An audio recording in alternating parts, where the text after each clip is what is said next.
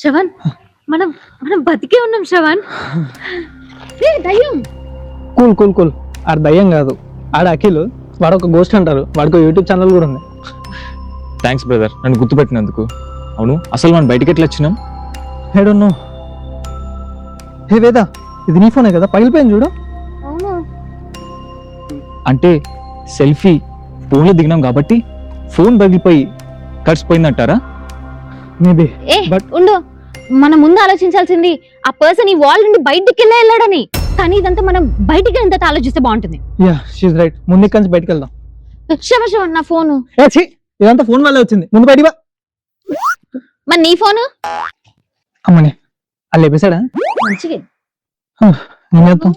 మనం బయటికి పోతామంటారా? దీన్ని టెస్ట్ చేద్దాం. మనం బయటికి వెళ్ళిపోవచ్చు. చలో చలో.